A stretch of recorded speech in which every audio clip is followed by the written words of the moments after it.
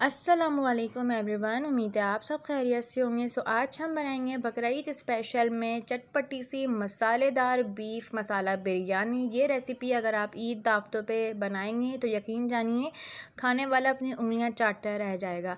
और आप लोग देख सकते हैं कि चावल का एक एक दाना अलग है। तो आपको मैं इस रेसिपी में बताऊँगी कि ऐसे खड़े चावल की बिरयानी हम किस तरह से बनाएंगे। चले हम जल्दी से रेसिपी को स्टार्ट कर लेते हैं। तो सबसे पहले हमने यहाँ पे आधा किलो के करीब जो है बीफ लिया है रवास वाला। आप लोग सेम रेसिपी जो है मटन में भी बना सकते हैं। गोश्त की क्वांटिटी अपने हिसाब से आप लोग कम ज़्यादा कर सकते हैं। अब हम इसकी पहले यखनी तैयार करेंगे। तो यखनी के लिए मैंने यहाँ पे 3 अदद हरी मिर्चें ऐड करी हैं। 3 अदद दरमियाने साइज़ की प्याज लेंगे बारीक कटी हुई। साथ ही इसके अंदर हम कुछ स्पाइसेस ऐड करेंगे। तो मैंने यहाँ पे 1/4 टीस्पून करीब जो है हल्दी पाउडर ऐड कर देना है। 1 टीस्पून के करीब हम नमक ऐड कर देंगे। साथ ही इसके अंदर हम कुछ खड़े गरम मसाले ऐड करेंगे। तो मैंने यहाँ 1 अदद दालचीनी का टुकड़ा ऐड किया है। 2 अदद बादियान के फूल ऐड करेंगे। साथ ही इसके अंदर हम 1 अदद बड़ी इलायची ऐड करेंगे। 3 अदद तेज़पात के पत्ते ऐड करेंगे और 3 टेबल स्पून के करीब हम यहाँ पे लहसुन का पेस्ट ऐड करेंगे। पेस्ट ऐड करने के बाद अब हम इसके अंदर इतना पानी ऐड करेंगे कि गोश्त जो है यहाँ पे वो अच्छे से डूब जाए। या आप लोगों ने जितना गोश्त लिया है आप लोग उस हिसाब से जो है पानी ऐड कर सकते हैं। अब हम इसको यहाँ अच्छे से मिक्स कर लेंगे तमाम चीज़ों को और कवर करके हम रख देंगे मीडियम फ्लेम पे 1 घंटे के लिए कि जो गोश्त है वो यहाँ अच्छे से गल जाए। तो मैंने यहाँ पे तकरीबन 1 घंटे के बाद इसका कवर हटाया है। मैं आपको गोश्त दिखा देती हूँ। जो गोश्त है वो हमारा यहाँ पे 60-70% तक जो है वो कुक हो गया है, यानी अच्छे से गल गया है। इतना कि फोक लगाने से वो जो है यहाँ पे आराम से देखें इस तरह से टूट रहा है। बाकी का गोश्त जो है हम वो कौरमे में गला लेंगे। तो अगर आप लोगों ने इसकी यखनी इस्तेमाल करनी हो तो आप लोग इसकी यखनी इस्तेमाल कर सकते हैं चावल बॉयल करने में। मैं इसको यहाँ पे स्ट्रेन कर लूँगी। यखनी स्ट्रेन करने के बाद अब हम कौरमे की तैयारी करेंगे। तो कौरमे के लिए हम प्याज फ्राई करेंगे। इसके लिए मैंने यहाँ पे जो है आधा कप के करीब जैतून का ऑयल लिया है। इसके अंदर मैं 3 अदद दरमियानी साइज़ के जो है बारीक कटे हुए प्याज ऐड कर दूँगी। प्याज हमने इक्वली बारीक कटिंग करनी है ताकि जो प्याज है वो यहाँ अच्छे से क्रिस्पी गोल्डन सी ब्राउन हो जाए। और इसको हम मीडियम फ्लेम पर चमचा चलाते हुए कंटिन्यूसली इसको हम क्रिस्पी सा गोल्डन सा फ्राई कर लेंगे। तो अब आप लोग देख सकते हैं हमारी जो प्याज है वो यहाँ पे इक्वली गोल्डन ब्राउन होने लगी है। अब हम जो है फ्लेम ऑफ करके प्याज को स्ट्रेन आउट कर लेंगे इस ऑयल से। तो प्याज फ्राई करने के बाद हमने सेम यही वाला ऑयल कढ़ाई में ऐड कर लेने जिसमें हमने प्याज फ्राई करी थी। मज़ीद इसमें हम ऑयल ऐड नहीं करेंगे। ऑयल ऐड करने के बाद इसके अंदर हम 3 से 4 टेबल स्पून के करीब जो है लहसुन अदरक का पेस्ट ऐड करेंगे और इसको हम मीडियम फ्लेम पे जो है सौते कर लेंगे। तो अगर आप इस चैनल पर न्यू हैं चैनल को सब्सक्राइब करें और बेल आइकन को प्रेस करें ताकि हमारी न्यू आने वाली वीडियोज़ की नोटिफिकेशन आपको मिल जाए। लहसुन अदरक को सौते करने के बाद अब हम इसके अंदर 3 अदद टमाटर ऐड कर देंगे जिसको मैंने मोटा मोटा कट करा है। इसको भी हम लहसुन अदरक के साथ जो है यहाँ अच्छे से मिक्स कर लेंगे। मिक्स करने के बाद अब हम इसके अंदर कुछ स्पाइसेस ऐड करेंगे। तो मैंने यहाँ 1 टीस्पून नमक ऐड किया है और 1 टीस्पून लाल पिसी हुई मिर्चें ऐड करेंगे और इन दोनों को भी हम टमाटर के साथ जो है यहाँ अच्छे से जो है मिक्स कर लेंगे और फिर इसको हम कवर करके रख देंगे तकरीबन 5 से 10 मिनट के लिए मीडियम फ्लेम पे ताकि टमाटर जो है वो अच्छे से यहाँ सॉफ्ट हो जाएँ। 5 से 10 मिनट के बाद हमने इसका कवर हटाया है। आप लोग देख सकते हैं टमाटर यहाँ कितने अच्छे से सॉफ्ट हुए कि चमचे से प्रेस करने से ही जो है टमाटर यहाँ अच्छे से मैश हो रहे हैं। तो सारे टमाटरों को हमने यहाँ अच्छे से प्रेस करते हुए मैश कर लेना है। अच्छे से मैश करने के बाद इसको हम यहाँ थोड़ा सा मिक्स कर लेंगे और इसके अंदर हम यखनी वाला गोश्त ऐड कर लेंगे। मैंने यखनी का पानी पहले ही वेस्ट कर दिया था। अगर आप लोग यखनी का पानी इस्तेमाल करना चाहें बिरयानी में तो आप लोग इस्तेमाल कर सकते हैं। अब हम इस गोश्त की यहाँ टमाटरों के साथ अच्छे से भुनाई कर लेंगे। तकरीबन 5 से 10 मिनट के करीब हम गोश्त को यहाँ अच्छे से जो है टमाटरों के साथ मिक्स करते हुए भून लेंगे। तो अब आप लोग देख सकते हैं गोश्त के टमाटरों के साथ यहाँ अच्छे से भुनाई हो गई है। अब हम इसका कौरमा तैयार करेंगे। तो कौरमे के लिए मैंने यहाँ 1 पाव के करीब जो है दही लिया है और मैंने यहाँ होममेड बिरयानी मसाला लिया है कम से कम 3 से 4 टेबल स्पून के करीब। और इन दोनों चीज़ों को हम यहाँ अच्छे से मिक्स कर लेंगे।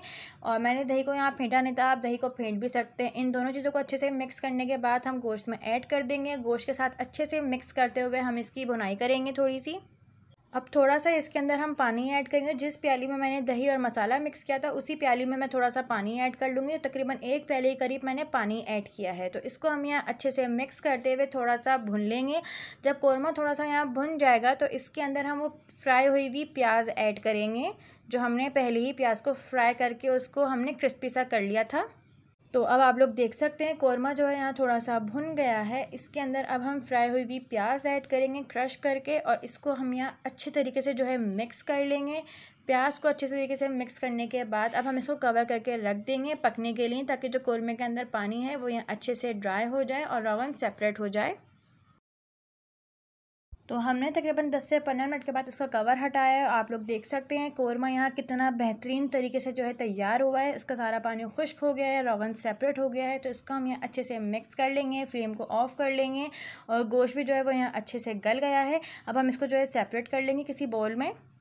तो कोरमा तैयार करने के बाद हमने पानी को अच्छे से बॉईल कर लिया था। जब पानी के अंदर इस तरीके से बारीक बारीक से बबल्स आ जाएं तो इसके अंदर फिर हमने हैंडफुल जो है पुदीना ऐड कर लेना है। साथ ही इसके अंदर हम 2 अदद लीमू के बारीक कटे हुए स्लाइसेस ऐड कर लेंगे।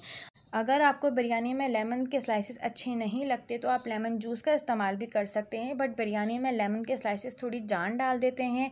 साथ ही इसके अंदर हम 1 टेबल स्पून भर के चिकन पाउडर ऐड करेंगे। ये टोटली ऑप्शनल है, अगर आपने ऐड करना है तो आप कर सकते हैं, बट मैं ऐड करूँगी क्योंकि बिरयानी में जो है ना चिकन पाउडर का अलग ही टेस्ट आता है। जब चिकन पाउडर के साथ आपके चावल यहाँ बॉयल होते हैं ना, तो उसमें एक अलग ही टेस्ट आता है बिरयानी के अंदर। साथ ही इसके अंदर हम 2.5 टीस्पून के करीब जो है नमक ऐड करेंगे, क्योंकि चिकन पाउडर का भी अपना ही नमक होता है, तो नमक हम ज़्यादा ऐड नहीं करेंगे। मज़ीद फिर हमने कोरमे में भी ऐड किया है, और फिर यखनी तैयार करते हुए गोश्त का भी नमक था। तो नमक ऐड करने के बाद अब हम इसके अंदर जो है चावल ऐड कर देंगे। तो तकरीबन मैंने 3 पाव के करीब जो है चावल लिए हैं, बासमती चावल, जिसको मैंने 3 पानी से वॉश करने के बाद तकरीबन 5 से 10 मिनट के लिए मैंने भिगो दिया था। तो इसके अंदर हम सारे चावल ऐड कर लेंगे, थोड़ा सा इसको एडजस्ट कर लेंगे, और इसके अंदर हम यहाँ 1 बॉयल आने तक जो है हम चावलों को पका लेंगे कि चावल के अंदर सिर्फ 1 कन्नी रह जाए।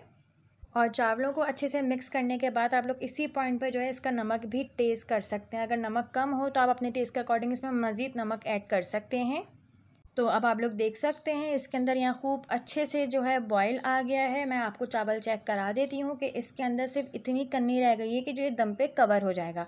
तो अब इसका हम ये सारा पानी जो है स्ट्रेन कर लेंगे, फिर इसको हम दम पे रखेंगे। चावल का सारा पानी स्ट्रेन करने के बाद अब मैं आपको इस पॉइंट पर बताऊंगी कि हमारा चावल का एक एक दाना अलग से खिला खिला कैसे बनता है, और चावल आपका चिपकता भी नहीं है। तो चावल की लेयरिंग करने से पहले हमने सिर्फ येलो वाले स्पून में थोड़ा सा ऑयल लेना है, आप कोई सा भी ऑयल या घी ले सकते हैं, और थोड़ा सा पैंदे पे जो है स्प्रेड कर लेंगे।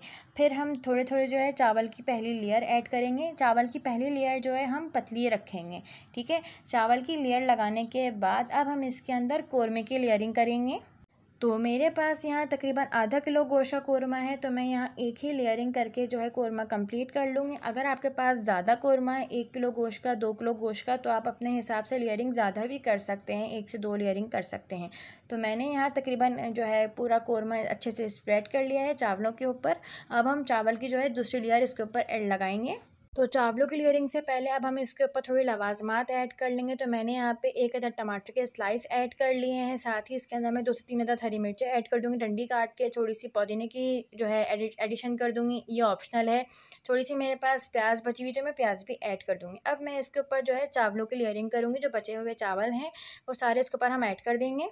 तो तमाम बचे हुए चावलों की हमने लेयरिंग कंप्लीट कर ली है। अब हमने जो है केवड़ा एसेंस के अंदर जो थोड़ा सा फूड कलर मिक्स करके घोल लिया था, एक साइड पे हमने केवड़ा एसेंस और फूड कलर ऐड कर दिया है।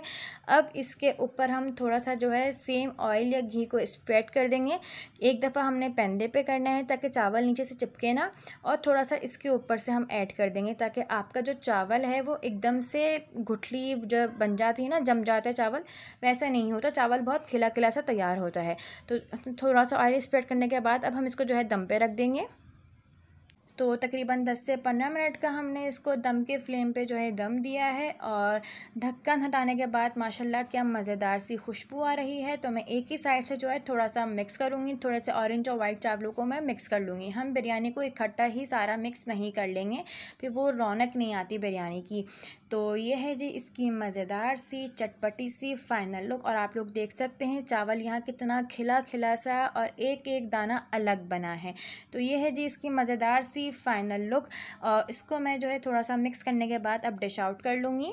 अगर आपको वीडियो अच्छी लगी तो लाइक करें, कमेंट करें एंड शेयर करें अपने फ्रेंड्स में, और चैनल को सब्सक्राइब करना मत भूलिएगा। मज़ीद ऐसी रेसिपीज़ के लिए हमारा चैनल डिलीशियस मील सब्सक्राइब करें। शुक्रिया।